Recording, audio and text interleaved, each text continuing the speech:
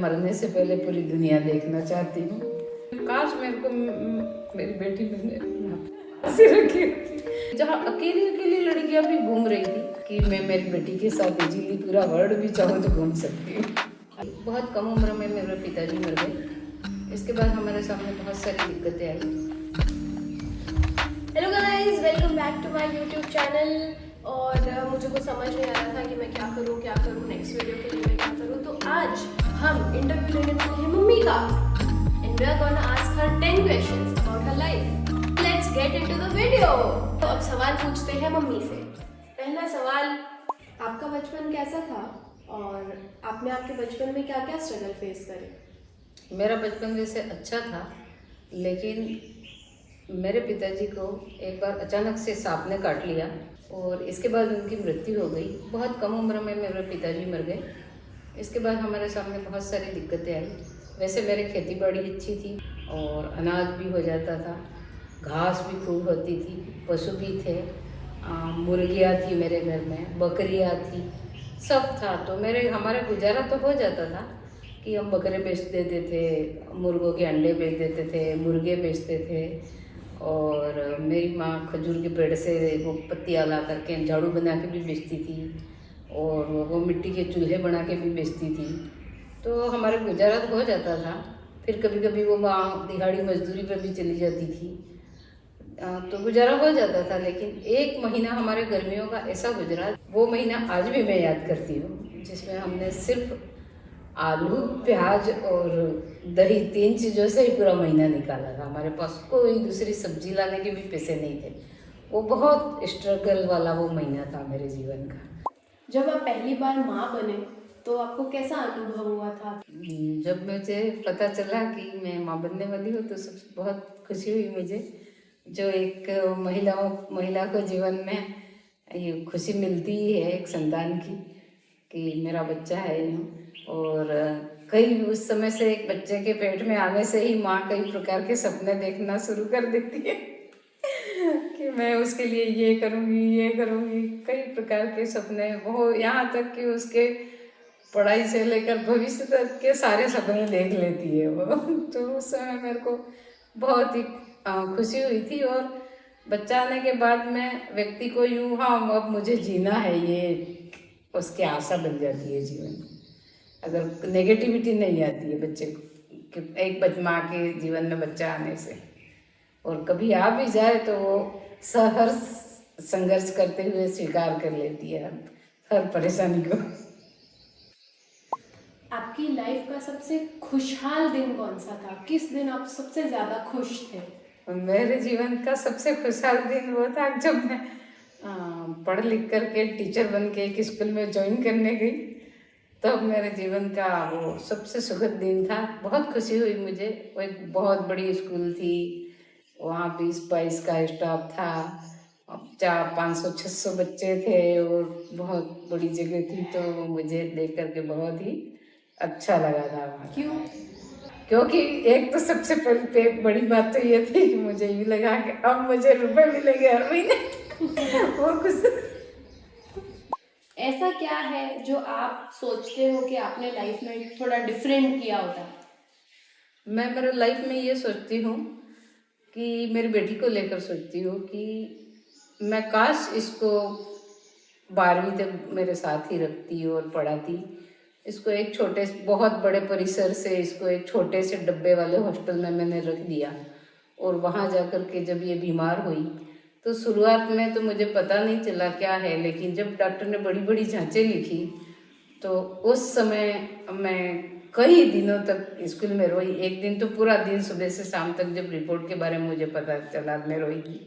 और मैं छोटी क्लास में 3री-4थी में पढ़ा रही थी। तब वहाँ के बच्चों ने मेरे को कहा कि वागड़ी में जो बच्चे थे वहाँ के हॉस्टल के आधे थे, अनाथ हॉस्टल के बच्चे थे। तो वो बच्चे मुझे देख करके, मैं जब सुबह से रो रही थी, वो बच्चे भी कि बहुत दुखी हो गए थे। ऐसा हाँ बहन जी आज वेले नहीं हाय रोवे है, ऐसा आज ये बहन जी हाय रोवे है। खूब वो बच्चे, मतलब मेरे साथ के साथ वो बच्चे भी रोने लगे थे। वो वो दिन मैं सोचती हूँ काश मेरे को मेरी बेटी मैंने अपने पास ही रखी होती और हॉस्टल में नहीं रखी होती तो आज वो मेरे हाथ का खाना खाती, घर पे रहती और वो बीमार नहीं होती।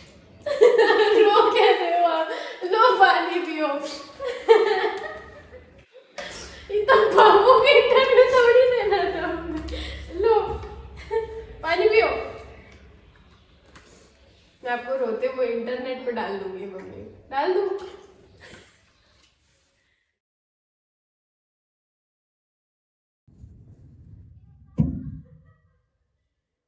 वास्तव में कुछ और बच्चे ऐसे ही कर रहे थे। हाँ, तो उस दिन मैं सोचती हूँ काश मैंने इसको हॉस्टल में नहीं रखा होता और यहीं पढ़ाया होता 12वीं तक। अच्छे स्कूल में पढ़ रही थी, केंद्रीय विद्यालय में पढ़ रही थी, ये नहीं रखा होता तो अच्छा रहता। मैंने क्या करनी थी इसको डॉक्टर बना करके।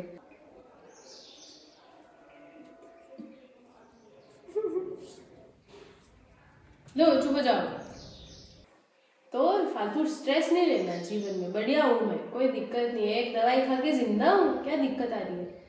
अब अपना रोना धोना तो हो ही गया है, तो नेक्स्ट क्वेश्चन ये है कि अब आपका ड्रीम क्या है?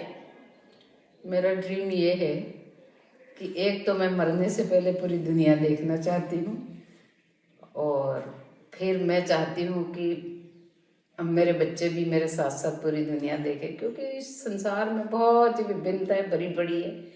जो पहली बार मैं घर से कुछ राज्यों में ही गई और मैंने देखा विभिन्नता, ओ ऐसा भी होता है। जब मैं पहली बार सिक्किम गई थी तो मुझे ऐसा लगा कि क्या ऐसा भी होता है, कहीं समतल जमीन नहीं हो।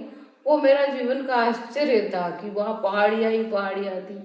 एक एक घंटे का रास्ता जो हमारे यहाँ इजीली पार हो जाता है, वहाँ 9-9 10-10 घंटे लग रहे थे जाने में। तो वो जब मैंने देखा तो मैंने सोचा कि मेरे को पूरी दुनिया देखनी चाहिए और मेरे जीवन का अंतिम लक्ष्य यही है और इच्छा है कि मैं मरने से पहले दुनिया देखूंगी। हो जाएगा मम्मी आपका सपना पूरा। मेरे साथ आपकी फेवरेट मेमोरी कौन सी है? इसके साथ बेटी के साथ अच्छी मेरी यादगार मेमोरी ये है फेवरेट कि इसके साथ में हम दोनों अकेले उत्तराखंड घूमने गए और इसके दिशा निर्देश में मैंने ट्रेवलिंग करी। वहाँ जो हम इधर इधर वीडियो बनाए, घूमे, एंजॉय किया, वो सबसे यादगार दिन था। फिर उसके बाद मैं बहुत ही डरपोक किस्म की महिला हूँ, डरती खूब हूँ, तो अकेले जाने पर भी ऐसा मुझे जब इसके साथ गई शुरू में तो 2-3 दिन तक बहुत डरी। मैंने कहा चोरी को अकेली लेके कहाँ आ गई, लेकिन जब मैं इजीली घूमी और वहाँ लोगों से मिली जहाँ अकेली अकेली लड़कियाँ भी घूम रही थी, तब मुझे थोड़ा सा उनको उनसे बातचीत करने के बाद में ये हौसला आया कि मैं मेरी बेटी के साथ इजीली पूरा वर्ल्ड भी चाहो तो घूम सकती हूँ। आपकी बेटी आपको घुमा देगी, ऐसा कॉन्फिडेंस आ गया आपको? हाँ, पहले आप डरते थे ना, इस गांडू हाँ, को क्या पता चलता ना होगा मैं क्या वो थोड़े डरपोक हूँ मैं थोड़ा डरती हूँ। कोई नहीं, कोई डरपोक नहीं होगा, बहुत कुछ किया है आपने जीवन में। आप क्या चाहते हो कि आपके फ्यूचर में लोग आपको याद रखे, तो आप किस तरीके से याद रखे जाना चाहते हो? मेरी कोई अच्छाइयाँ हो जीवन में, हर व्यक्ति की 2 अच्छाइयाँ होती है। व्यक्ति किसी के लिए बुरा भी हो सकता है, कोई अच्छाइयाँ भी होती है व्यक्ति की।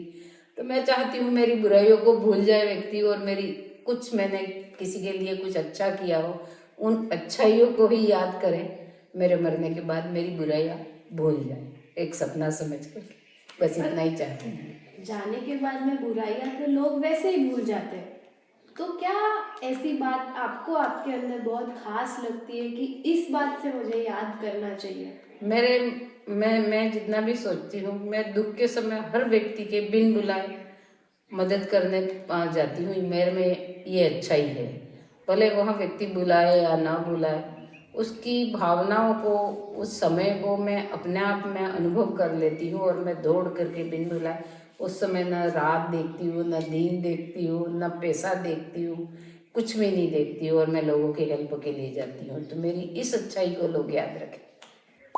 आपकी टीचिंग लाइफ कैसी थी, और पढ़ाते हुए आपने आपकी टीचिंग लाइफ में क्या सीखा?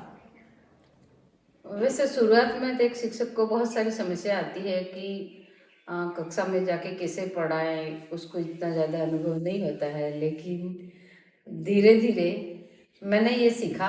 एक वो कहानी बताऊंगी मैं छोटी सी। उस कहानी के आधार पर एक शिक्षक को बच्चों के साथ सामंजस्य बिठाना चाहिए। उसमें ये है कि एक बार एक छोटा बच्चा और एक गुरुजी स्कूल के उधर ग्राउंड में घूम रहे होते हैं, और वो छोटा बच्चा फट से उसके गुरुजी को कहता है, गुरुजी वो सूर्य निकल रहा है सामने। तो गुरुजी कहते हैं, इधर देखते हैं बच्चे की तरफ। जिज्ञासा तो एक गुरु शांत करता ही है बच्चे की, देखता है कि कहाँ सूर्य निकल रहा है बच्चे को, तो कहाँ है बेटा। तो वो फिर बच्चा कहता है कि गुरुजी हो रहा। फिर पूछते हैं कि देखते हैं, फिर बच्चा कहता है गुरुजी हो रहा। फिर गुरुजी को समझ में नहीं आता है, उन्होंने सोचा बच्चे को कुछ न कुछ तो ऐसा दिख रहा है। फिर वो गुरुजी उस बच्चे के बराबर, वो जितनी साइज थी उसके हिसाब से वो गुरुजी बैठ जाते हैं, और फिर देखते हैं तो उनको एक कांच का टुकड़ा दिखता है और वो चमकता है। तब वो उस गुरु को ये लगता है कि नहीं, मुझे अगर मेरे बच्चों को पढ़ाना है तो मुझे अपने बच्चे के लेवल तक जाना पड़ेगा, उस स्तर पे जाना पड़ेगा, तभी मैं इस बच्चे को अच्छा ज्ञान दे पाऊंगा। तो एक शिक्षक को पढ़ाने के लिए उस बच्चे के लेवल तक जाना पड़ता है। सबसे पहले जब मैं शिक्षक बनी, इसके बाद में मैंने छोटी क्लासों की इस कहानी से मैंने शिक्षा ली, और फिर मैंने टेबल कुर्सी पर बैठना छोड़ दिया। मैं छोटे बच्चों के साथ कभी भी टेबल कुर्सी पर सामने नहीं बैठी, और हमेशा उनके साथ दरी पर बैठ करके गोला बना के पढ़ाने का ही आज तक करती आई हूँ मैंने। हाँ, बड़े बच्चे हों तो मैं जाकर के कुर्सी पे जरूर बैठती हूँ, बाकी छोटा बच्चा है तो उसके साथ में उसकी दरी पे ही उसके साथ में ही बैठती हूँ। मैंने ये मेरा लेवल मेंटेन किया, और उस बच्चे को जितनी भगवान ने मेरे को बुद्धि दी है उसके हिसाब से उसको समझ करके उसको ज्ञान देने का आज तक प्रयास कर रही हूँ। आपकी वैवाहिक जीवन के बारे में क्या राय है, और आप क्या चाहते हो कि आपकी बेटी जिस लड़के से शादी करे उस लड़के में क्या क्या क्वालिटीज होनी चाहिए? मेरा वैवाहिक जीवन के बारे में ये सोचना है कि भले पैसा मिले न मिले, रुपया मिले न मिले, कोई बात नहीं, पर जीवन साथी ऐसा होना चाहिए जो आपको समझता। तो बहुत पैसा देखकर आजकल बहुत सारे लोग देखते हैं कि बहुत पैसे वाला देखते हैं, कमाने वाला देखते हैं, गाड़ियों वाला देखते हैं। मैं वो नहीं देखना चाहूँगी। मैं चाहूँगी कि मेरी बेटी भले नॉर्मल घराने में भी जाए, लेकिन सामने वाला जो लड़का है उसकी हर भावना को समझे। उसको उन दोनों की वैचारिक समानता बहुत अच्छी होनी चाहिए। तभी, अगर वैचारिक समानता जीवन में नहीं होगी तो आजकल बहुत सारे महलों में भी बेटियां रो रही है और झोपड़ियों में भी बेटियां खुश रह लेती है। इसलिए बेटी के लिए देखूंगी कि वो जीवन साथी उसको समझने वाला हो, उनका आपसी तालमेल बहुत अच्छा। चलो यूं तो उठ के चल दे, चलो बैठ जाते हैं बैठ जाए, इस तरह का उसके दोनों के लेवल समान होने चाहिए, मैं ताकि वो इजीली जीवन उनका सफल हो जाएगा, सुखी हो जाएगा। अपन उदाहरण इतिहास से, रामायण से ले सकते हैं। राजा जनक ने उनकी बेटी सीता महलों में ही ब्याही थी, लेकिन पूरा जीवन उसको जंगलों में गुजारना पड़ा। तो धन संपत्ति कोई मायने नहीं रखती है। हर माँ बाप से भी मैं ये कहना चाहूँगी कि खाली सामने वाले की गाड़ियाँ और धन संपत्ति मत देखो। अपनी बेटी को इस तरह से बना दो कि वो हर परिस्थिति में, हर स्थिति में वो अपने आप को संभाल ले और जी ले। और सामने वाले लड़के की भी प्रॉपर्टी मत देखो, वो देखो कि मेरे हिसाब से वो देखो कि आपकी बेटी को वो लड़का कितना समझता है। संपत्ति तो अगर योग्य होंगे तो दोनों कमा लेंगे, नहीं होंगे तो कम संपत्ति में भी गुजारा हो जाएगा। एक टूटी फूटी झोपड़ी में भी पति पत्नी खिलखिलाते हैं, क्यों? उनकी वैचारिक समानता अच्छी होती है, दोनों एक दूसरे को समझते हैं। इसलिए तो जरूरी नहीं है पैसे वाला ही आपको सुख देने वाला हो। ये देखूंगी मैं मेरी बेटी के जीवन साथी में कि वो मेरी बेटी को समझे। और आखिरी सवाल ये है कि आपके मेरे YouTube चैनल के बारे में क्या राय है? मैं ये चाहती हूँ कि मेरी बेटी एक दिन इतनी फेमस हो जाए कि उसको कम से कम पूरा भारत तो जरूर देखे और इतनी पहचान बने उसकी। ऐसा चाहती हूँ मैं एक माँ के हिसाब से। आपको क्या लगता है मैं सक्सेसफुल हो पाऊंगी? हाँ, करत करत अभ्यास जड़मती हो सुजान, रसरी यावत जावत है सिल पर और निशान। एक प्रयास है एक हमें, जैसे मैं मेरे बचपन का देख लेती हूँ। हमारे कुएं पे ऐसे लकड़ी छोड़ रखी थी हमने, पानी निकालते थे तब, तो हम बाल्टी से ही रस्सी डालते थे। शुरू में तो ऐसे ही रखी थी और वो धीरे धीरे हम रोज निकालते बनते, तो वो निशान हो गए थे। जब एक वहाँ निशान हो सकते ऐसी जगहों पर, तो प्रयास करने से क्या नहीं हो सकता, सब हो सकता है जीवन में। अगर मैं कंटिन्यू हाँ, कंटिन्यू करती है तो जीवन में जरूर एक दिन ऊंचाइयों को छुएगी, क्यों नहीं हो सकता, सब संभव है।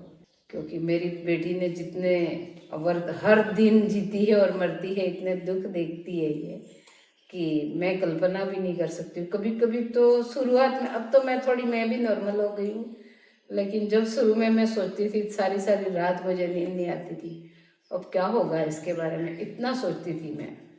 तो मैं चाहती हूँ कि ये दुनिया में जो जन्मा है वो तो एक दिन मरता ही है, जो इस संसार में आया है वो दिन जाएगा ही, लेकिन मैं चाहती हूँ कि ये इतनी फेमस होए कि इसको दुनिया हर फोटो में याद रखे, इतना चाहूँगी मैं। आप इस चैनल को जरूर सब्सक्राइब करें, इसके प्रयास को सराहें आप, और आगे बढ़ें इसको। मेरी बेटी के चैनल को लाइक करो, सब्सक्राइब करो और शेयर करो सबको। Bye bye.